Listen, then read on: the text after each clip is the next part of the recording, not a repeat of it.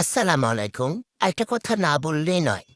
কিছু, কিছু content creator যারা ভিডিও ছাড়ছেন বা করছেন, আপনারা প্রতিনিয়ত বলেন আমার এখানে কমেন্ট করেন আপনি ২০০, ১৫০, ৩০০, ৫০০ আপনি ক আ ফলোয়ার নিয়ে যেতে পারবেন।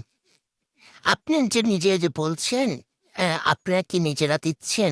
আপনাদের নিজেদের ফলো মানে পেজটাকে গ্রো করার জন্য আপনারা বারবার এই কথাটা বলছেন। কই আমরা তো এত করছি, কই আমাদের ৫০০-৬০০ তো কোনো ফলোয়ার কোনো পেজ থেকে আসলো না বা ২০০ কেন বা একটা ফলোয়ার আসছে ১টা ২টার পরে আর আসে কিনা সন্দেহ।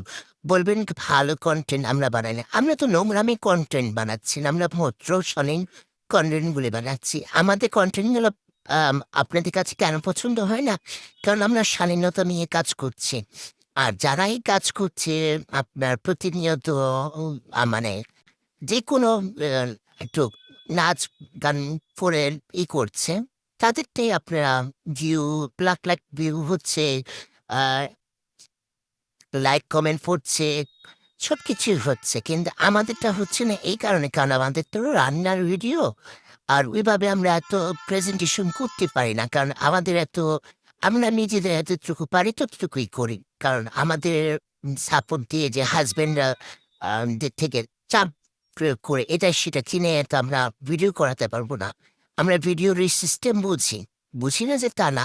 কেউ বলবেন, "আপনি আমার কাছে আসেন, আমি কোর্স শিখাবো।" এখানে কোর্স শিখানোর কিছুই নেই। এখানে কোর্স শেখার কিছুই নেই, আমি মনে হয়। ভালো থাকবেন। আল্লাহ হাফেজ।